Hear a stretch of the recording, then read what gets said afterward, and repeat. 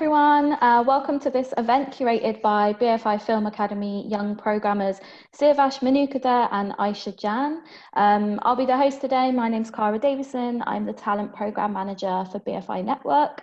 I'm just going to get straight into it. I'm going to introduce the brilliant panelists we've got. So we've got Christian Cheremi as a filmmaker of the film Black Sheep.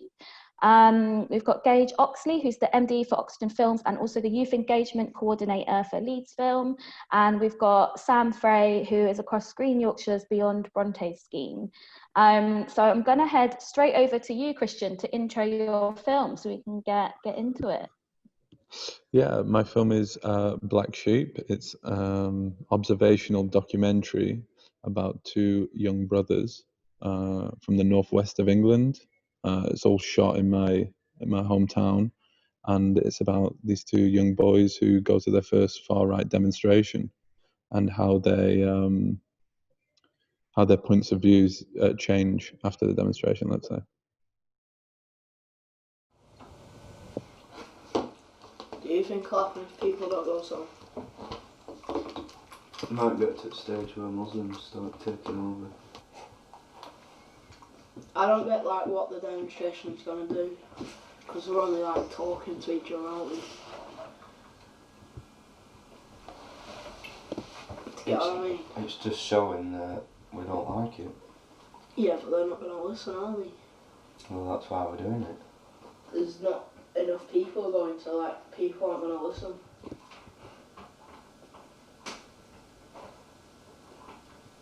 So they're just gonna carry on what they're doing. Do you think like the Muslims will ever get sent home? Slaughter them all. They're not British at all, because they're fucking Muslims. They're not British, they're Muslims. You can't be a Muslim and be British.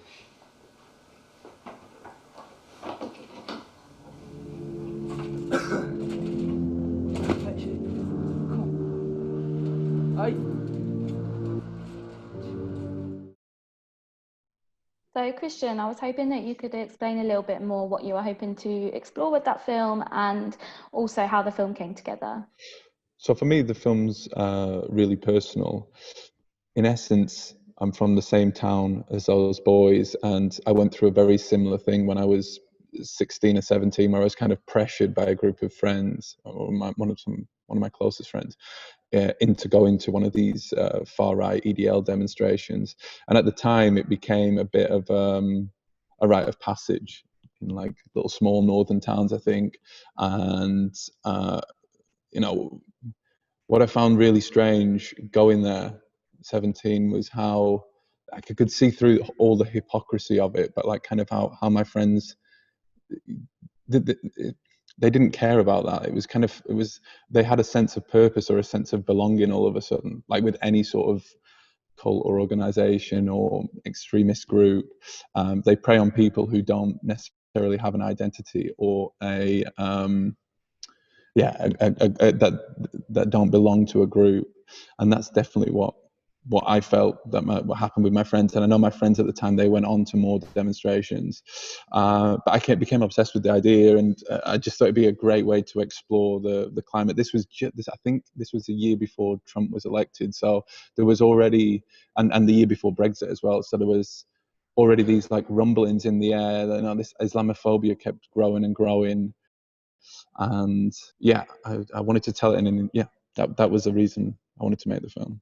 And what was it like for you sort of re-entering that space and sort of building that relationship with your contributors, obviously given your personal relationship to the sort of subject matter, but also obviously presumably not a group that you're involved in still?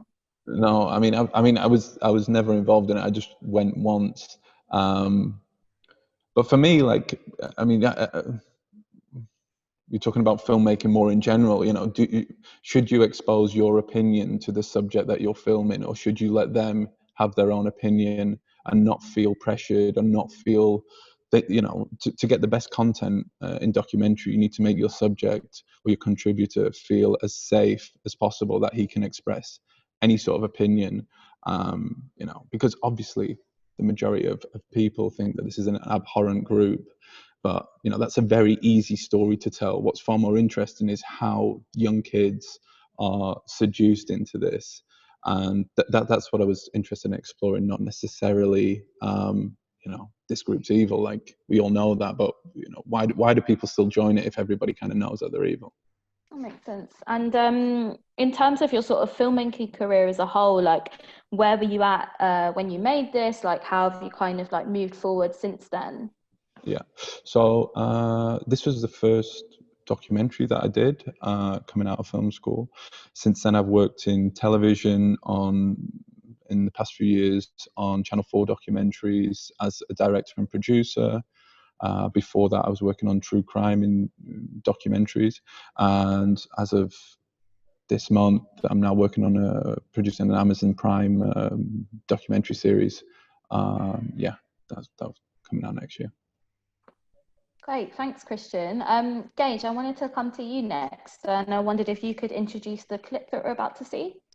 Yeah, of course. So this clip is from Amazon Prime series called The Series of Light, which was made entirely by young people between the ages of 18 to 25 in Leeds over the course of the last year. Now, relax, don't do it when you want to go to it. Relax, don't do it when you want to come. Relax, don't do it when you want to suck it to it. Relax, don't do it when you want to come. Well,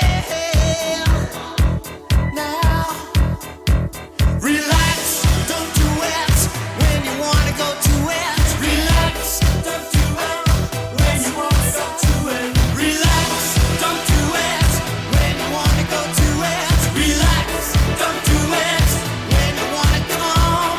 Relax, don't do it when you want to suck to it. Relax, don't do it when you want to come.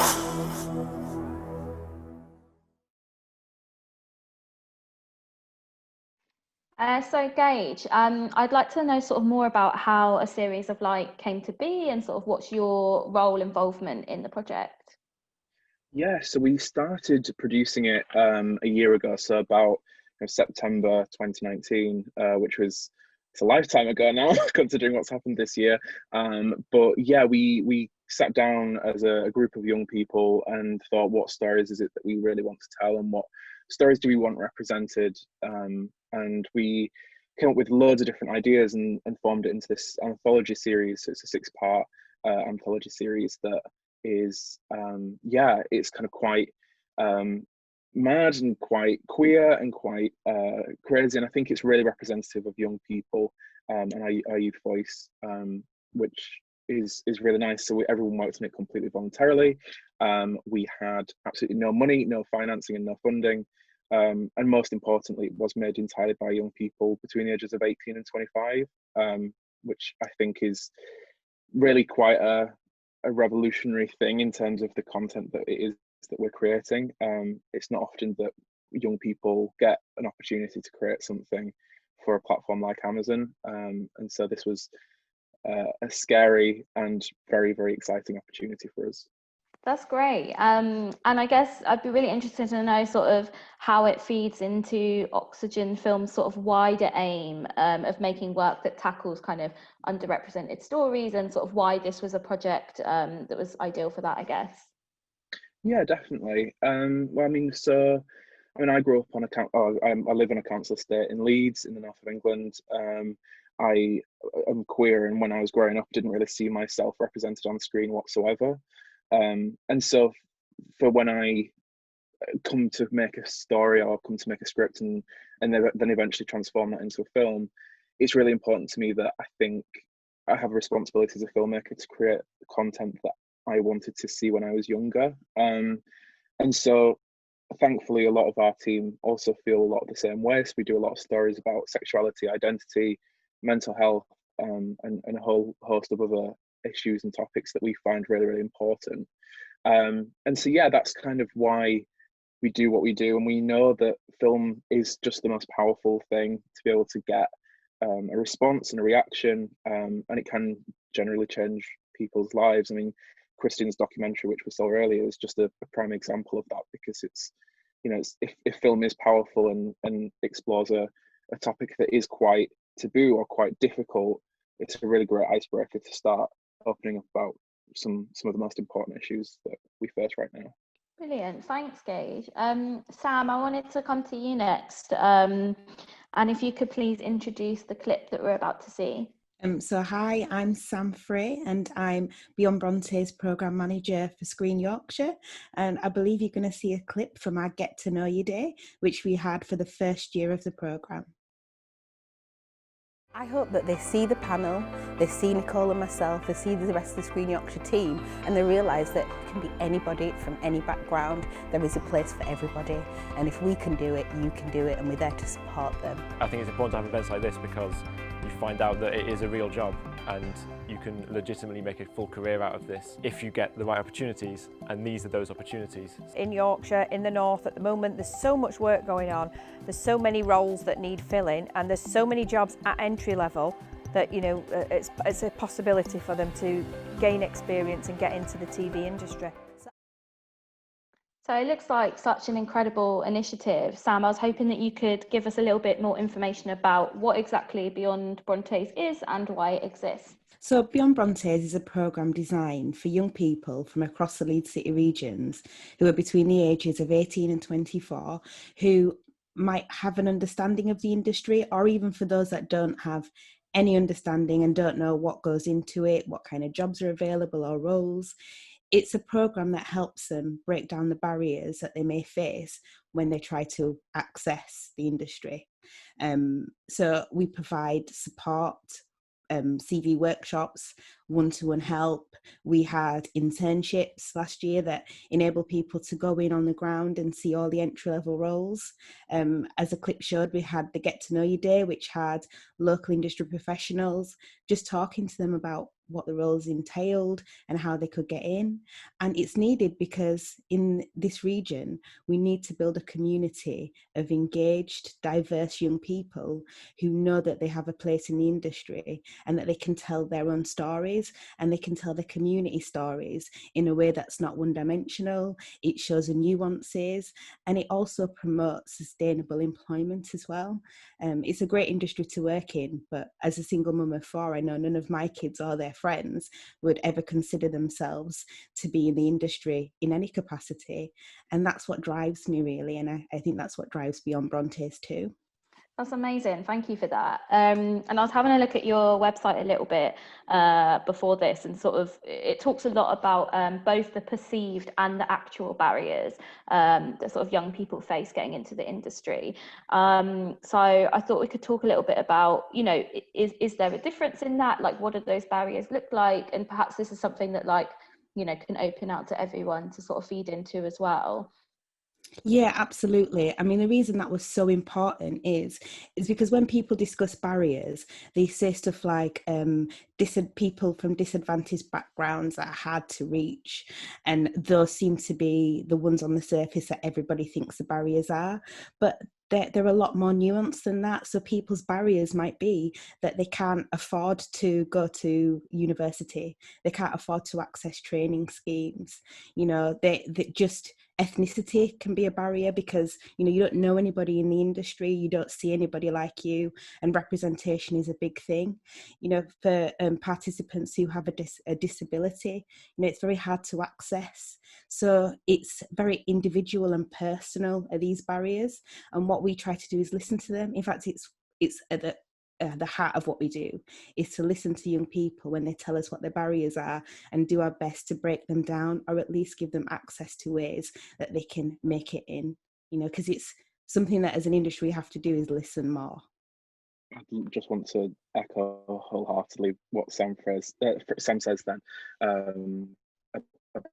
Issues and accessibility is a really personal responsibility and something that can affect people in innumerable different ways. I think that's really, really key. And I know I mentioned earlier that a lot of our team are volunteers, and that in itself is a huge barrier because a lot of people might not have the finance available to be able to work for free or work unpaid. And so, yeah, I think what what Sam says is completely brilliant, and what Beyond Brontes is doing is whittling that down and trying to change that. Thanks for that. And I think, you know, you're both obviously absolutely right to bring up the sort of issue of cost and finances and money, and particularly thinking about people who come from like a working class or a low income background, and how difficult this industry can seem in so many ways. I mean, obviously you've got the question around whether something like film school is possible with like so many costs associated to it, and like you say, Gage, as well, like opportunities that often come up that rely on being able to work for free, and you know, how can you support yourself through that? And I just wondered if you could kind of touch on what support or advice there is out there for filmmakers who do come from that background. I feel really quite strongly about this because, you know, I think it's one of the biggest barriers is the fact that everybody needs to survive and things are really hard. And if you have to choose between eating and paying your bills or living your dreams, that's massive. And I would love to see more opportunities that paid young people, not just young people, but, you know, everyone across the board who wants to be in this industry to be able to tell their stories. I mean, as a programme, on our internships, we pay young people to be on them, so we cover the cost of it. If they come into one of our sessions back when we could meet together, we would cover the cost of travel and transport. So that was at least one barrier that meant they could still access the learning, and also being together, because there's nothing better than having peer-to-peer support so that you know that your journey, you're not on your own. And I'd love to see that this industry sort of provided more support like that across the board. So if anybody wanted to access anything, like, you don't have to go to film school, you could just pick up your phone and do your own filming. But, you know, is there any bursaries that are available? And I think as we go on, that's going to become more important if in this region we want to build more sustainable freelance crewing. You know, if we want to get different people in, that's something that we're going to have to focus on. Thanks for that, Sam. And yeah, again, you're absolutely right. And just sort of touching on, if helpful for anyone watching, a couple of bursaries that I know of. Sort of Screen Skills run a bursary, and also the Film and TV charity runs sort of various bursaries, and obviously the John Brabourne Awards are all really worth looking into if you're hearing this and thinking, this sounds like me and I need some money to help support me get into whatever it is that you want to in this industry. I want to also talk about another thing that I think is our industry is just kind of awful for perpetuating, and that's kind of the idea on sort of networking and it all being around who you know. And I know definitely for me, when I was sort of thinking about wanting to work in film, like, I knew no one from film, and it was just not even at all a possibility in the realms of like my upbringing and family and everything. And sort of, how do people find those networks or create those networks in order to, you know, find a crew for a film or find a kind of, you know, a job in film as well? Because I think also it's, you know, if you're in that position, it's easy to think that the only way into film is making films, whereas actually there's, as we know, there's kind of hundreds of different jobs within the industry that could be a possibility. I think you mentioned some really great bursaries earlier, but also those organisations are great at bringing people together. Also, Screen Yorkshire, we've now got a crewing service. So if anybody on here has been part of a crew or would like to be, sign up to Screen Yorkshire's newsletter. We've got a great film office there that will be happy to help. But also Screen Skills as well will help. So there's lots of organisations out there that you can go to join up and be part of.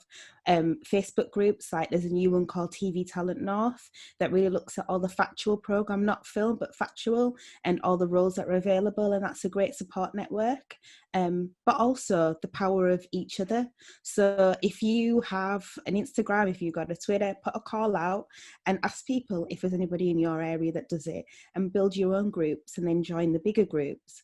And I think that's a valuable bit of support. I think people think that they need big expensive bits of kit in order to be filmmakers or to produce content, and you don't. You've got your phone, just get out there and do it. Yeah, absolutely. Sam, you're absolutely right in terms of finding those networks. Christian, Gage, I wondered kind of in your filmmaking practice if you had any advice on how you build those networks and find people. Yeah, I mean, I'd absolutely echo what Sam said about Facebook and Twitter being a lot more powerful than I think we give it credit for. We do a lot of networking, and we managed to get a lot of our crew and cast members through social media sites like Twitter and Instagram. In fact, I have had a meeting with someone from Netflix just because I messaged them on Instagram. So it really is, I think the traditional sense of networking being, wearing something fancy and going to a party and having a drink and like chatting like that is completely outdated. And especially now, everyone's in front of a computer and everyone's in front of a Zoom, and it's 10 minutes on a hangout with someone is can be really, really quite invaluable. But yeah, there's a lot of Facebook groups, and also I'd recommend just going to your local festivals, because the thing is, there's so many like-minded people there who might have a film in the program or might not, just might be seeing what's being made. But that's a really, really key part and way to get involved with other people and see who's there and what kind of the landscape looks like. So Christian, just thinking about networks and how you find your people in your team, how has that worked for you? So for me, I went to film school, and although film school was expensive, I tried to use that opportunity, being in London, to make contacts through the guest lecturers that would come in. So I would be constantly hounding them to see if I could get on a set for a TV show or a film set. And from there, I tried to give as much effort as possible on set, even though I was working as a runner or production assistant, because in those positions, what's going to get you noticed is the level of effort that you put in. Because if you're at the bottom of the pack and you're still really passionate and really energetic and eager about the project, I think that's always going to put you in good stead for future work, that people know that you're fun to work with and you're a person who they can trust and rely on. And for me, that served me well over the past 5 or 6 years that I've been working in the industry. That now, the past 3 or 4 years, I've gone from one job to another because it's been a reference with somebody that I've worked with, or I've been put forward within the production company that I was working for on a new project. And it seems to work out if you're putting a lot of energy in and you're really passionate about what you want to do. Then I think you'll always find a way. You will always find a way to work. That's great. Thanks, Christian. So we're going to head to the audience Q&A now. So let me just pull up a question that we've got. So we've got one here. So Jaden from Wales wants to know how much academic grades matter in becoming a filmmaker. And Bethan from Cardiff wants to know how relevant taking A-level film studies is because it seems as an easy option and a waste of time. I mean, I just because I took A-level film studies, it helped me going into film school, definitely. But I mean, to be honest, I've never, even at film school, I've never been asked since graduating what grade I've got. The most impressive thing you can do at film school isn't what grade you get, it's what film you make out of it and what that film can do, whether that film is going to end up on, what's going to get you noticed. If you can make a short film that's going to go to festivals, or you can make some great work that is going to be seen by people, that will be your resume, not your, if you got a first or a 2-1, it's writing an essay. For me, anyway. Yeah, I'd agree with that. I can't remember what I got at A level at all, or GCSE. I did take film, media studies actually at A level, but I never went to university and I didn't go to film school. I just kind of went straight into the industry and in whatever route I could find. And I think that's something that I'd really champion. It's not a case of everyone being academically minded, and if you're feeling that university is probably or possibly not the best path for you, that doesn't immediately cut out the fact that you can still achieve a job or an apprenticeship on set. I know Screen Yorkshire do some fantastic apprenticeships, and so yeah, I think for me, I'd just really highlight the fact that film school is fantastic, but it's not the only way. I think you're spot on. I mean, from my point of view, running this program. I mean, I think it's all about diversity of thought and diversity of voice, and what you bring to the table is all the great ideas that you'll bring, and the passion and the resilience and the will to want to change the world, I guess. Because if you want to make films or you want to get into TV, I guess it's because you want to see something different. And for me, that's more important than a grade. I've got a question here from Rebecca from London, and they're asking, how can people looking to get into the world of film or high-end television do so without having any contacts? I mean, I think contacts are obviously a really important part of the industry, and something that, like myself, who didn't go to film school or like further education, it's something that is quite challenging. So I think what I'd say is to use modern technology and the skills that like we as young people possess and are raised possessing to our advantage, like creating specific Instagram pages for our film work, following companies or people that you want to work with, so doing a lot of research. There's tons and tons of online research that you can get for free.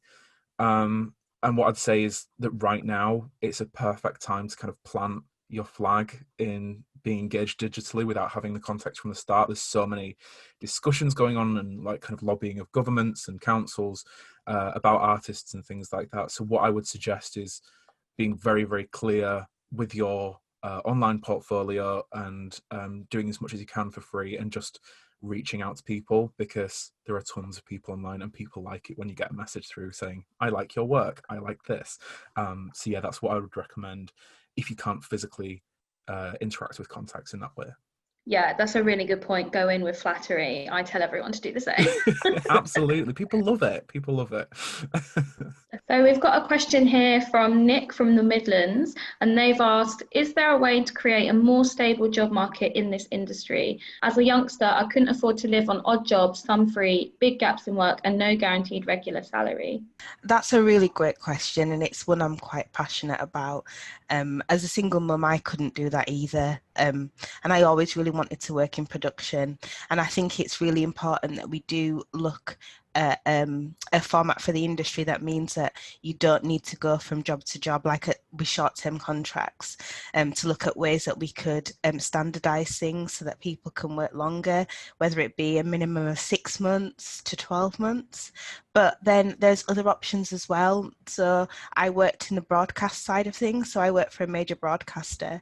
And although it wasn't working directly in production, you get a lot from working for ITV Channel 4 and BBC. So that's always an option too. And as I said, it is still a big part of the industry. So while things are changing, and I'm sure they will, don't rule those kind of jobs out either. So we've got another one from Matthew from Liverpool, and they're asking, how are working class people supposed to break into an industry that takes advantage of people with unpaid internships that cater specifically for more privileged people? Yeah, that's a really, really important question. And Matthew raises a super good point that, you know, there are sadly some organisations and businesses that do exploit creators through unpaid or low paid internships. What I would say though is that the industry as a whole is not all catered to privileged people. My main recommendation is to like kind of research the company and organisation that has jobs available, and if you feel in any way uncertain, or that, you know, if there's a red flag popping up there, then there are certain unions like BEC2, which is the Broadcast Entertainment Communications Theatre Union. I think I've ticked all of them off. And obviously the film and television charity, who can offer advice as well. But the main thing is that, I mean, the industry and organisations as a whole aren't above the law, and the law is there to protect employees. There is a national minimum wage that's there to protect people like us. And so, you know, my experience is as well seeing so many unpaid and low paid internships. It's not all that though. So kind of do take some hope with that.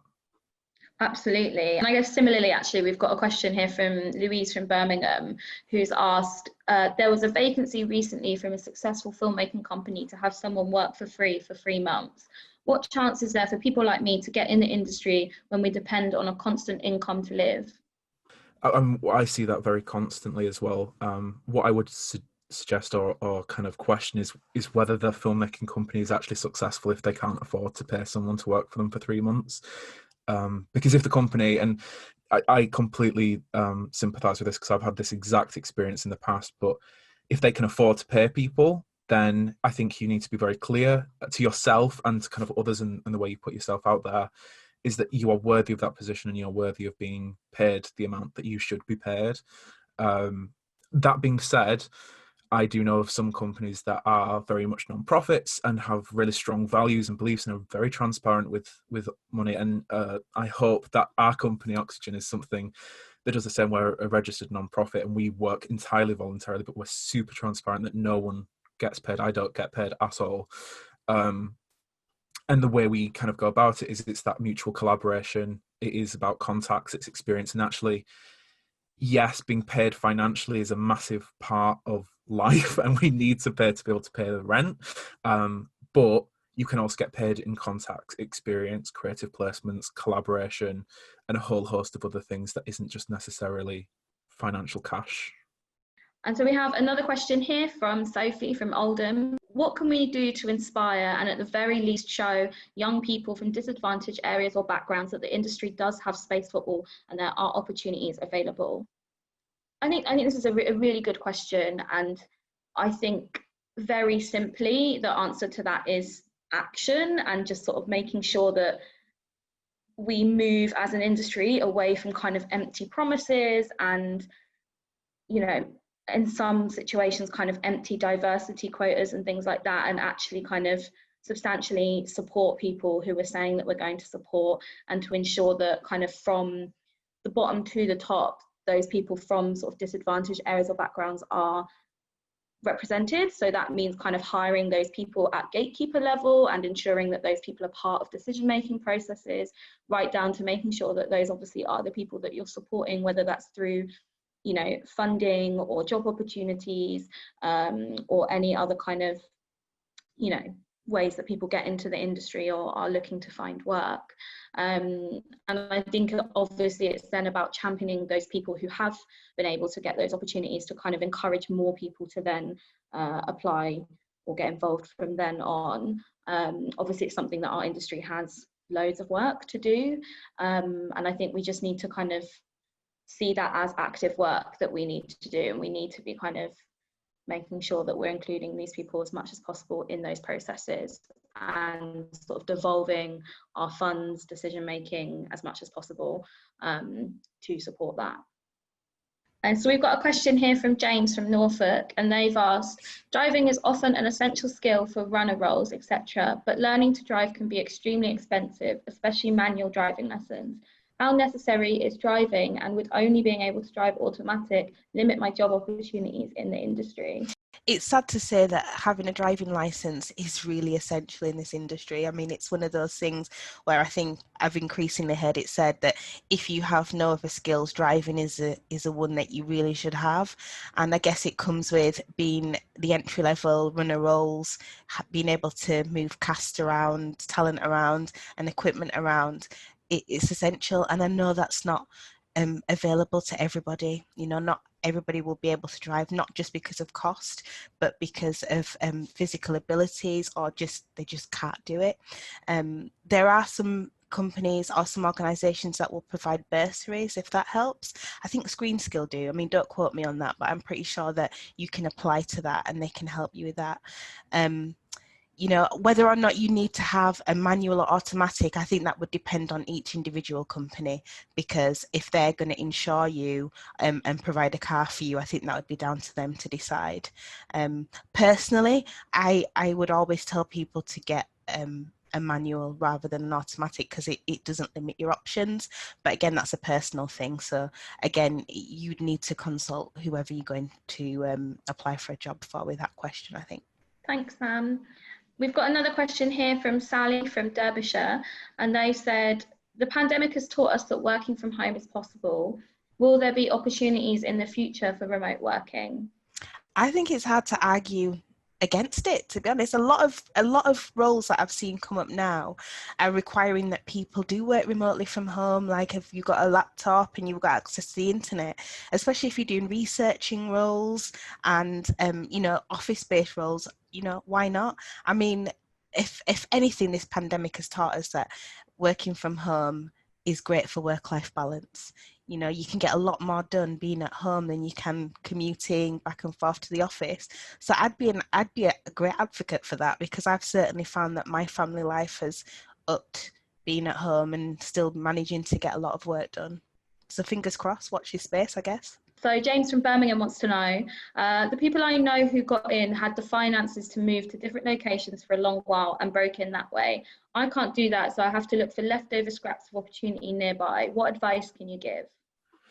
I mean, Birmingham is a brilliant, thriving place. There is a lot of opportunity in Birmingham. I struggle the exact same based in Leeds.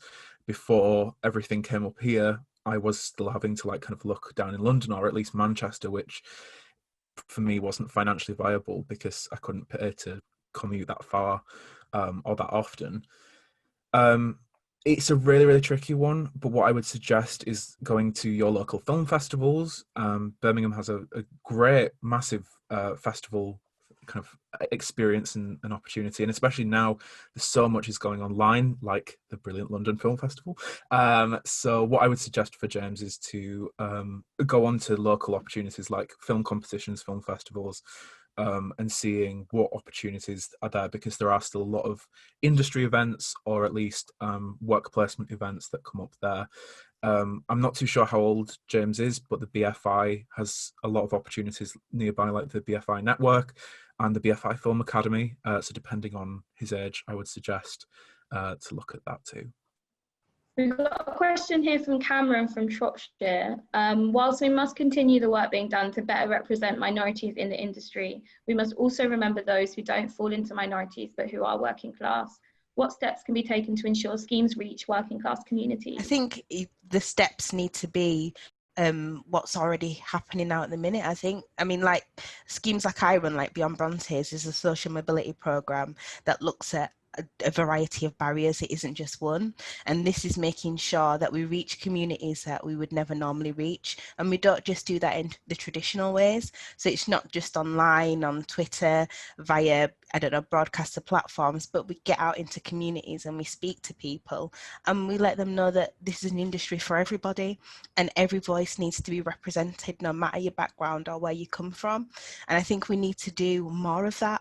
And he's right, working class communities do need to be represented in this industry as well as anything else. There is, Screen Skills have a program called Space Break that was working across High End in Emmerdale and Coronation Street. They were doing a lot of work around working class also, as well as programs from providers like Think Bigger and the Channel 4 Production Trainee Scheme. So there's lots of them out there. I guess it's just making sure that you follow all of the industry providers just to see what's out there available to you. But, there is always support. And of course, the BFI is a big support as well. So just make sure that you're watching out for all of those things.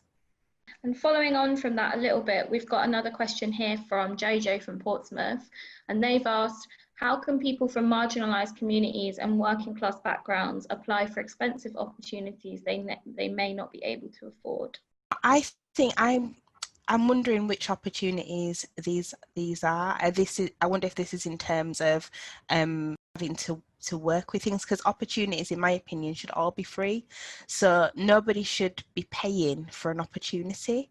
I mean, we need these people in the industry. So putting a barrier of making them pay is not a great opportunity at all. Also, another organisation, Mama Youth, yearly, they have people apply to work on their show, What's Up TV. All of these are free opportunities. I guess what we need to look at more is how many opportunities can we get where people are paid to be on the opportunity rather than just getting free education and training.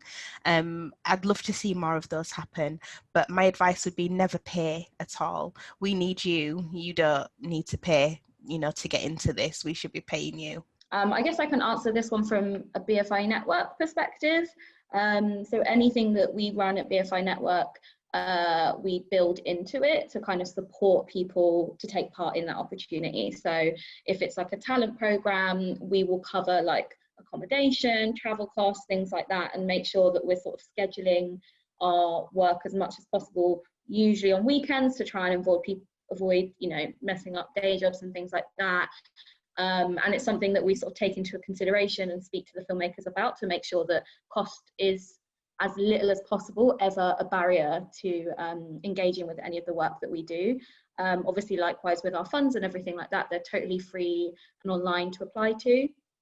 I think there's also worth checking out, as we've mentioned already before, the Film and TV Charity. They're really brilliant and have loads of opportunities to kind of get some extra support to help you in your career, and also Screen Skills as well. I know they have various bursaries as well that you can apply to. So I guess it really depends on what, you know, opportunity it is that you're going for. Some will be free, and there may be sort of things that you might need like a little amount to help you do that. Otherwise, obviously bigger things like film school, that's a little bit different, and there are scholarships, bursaries out there. I guess it's just weighing up your options and what seems possible for you. And then we've got another question here from Bethan from Cardiff. With no money and little resources to create my own projects for portfolios, etc., how can I move forward and start working towards my dream job? That's a really great question. And what I would say is that realistically, you don't have to have high-end equipment or high-end or even money just to be able to create your own stuff. All you need is an idea, and that can kind of transcend into something that then you can kind of realize. If you have a pen and a paper, you can write a script. If you've got a camera on your phone, or at least the opportunity to borrow someone else's, or an iPad, or if you're in school or education, I'm sure they won't mind if you borrowed something or have rented out their equipment. It comes down to the fact that you need to have a solid idea, and if you've got that kind of proactive nature, which I'm sure the fact that she's asked this question shows that she does, what I would suggest is just really being clear is what you want to do, that this is your dream job, and just go out and do it. Find people who are in the same position as you and collaborate with them. The first few might not be great, but the more you do it, the more you get out there, and the more you'll be able to assemble this really, really strong portfolio that you can put on your Instagram or on your Facebook, on your Twitter, and then just submit it to people and just being like, this is what I did with no money. Imagine what I could do with your money. Give me my money. and then hopefully that's where that can be started as well. We've got one more question from Henna from Manchester, and they have asked, I've been trying for years to break into the UK film industry, still no luck. Weirdly, I've made so many contacts. I'm always active on social media, talking about opportunities and issues, etc. Always actively posting in Facebook groups run by the industry, a member of BEC2, etc. I'm always emailing people and contacting them, meeting up, and it's just like, what more can I possibly do? I'm doing all the right things, yet still stuck in limbo. Oh, that's so sad to hear. You know, I think from the sounds of it, you are really doing all the right things. I mean, the only thing that I would say to you is to be more strategic. I mean, what you've not said in your question is what areas you're interested in. I think what you should do is seek out all those people in the areas that you specifically want to be in. And if you meet anybody, having contacts is brilliant, but make sure that they can put you in touch with the right people and that can get you on the ground for your first entry level opportunity to get in, because it does sound like you're doing all of the right things, but it does just take that one person who can see that you have everything that you need, who can get you into the right door. But don't give up. I know it must feel like it's draining and you've had enough, but it's at that moment that always the opportunities come. Maybe consider looking further afield as well. You know, I'm from Yorkshire, there's lots of opportunities down here too. So, you know, it might just be that you have to spread yourself a bit further.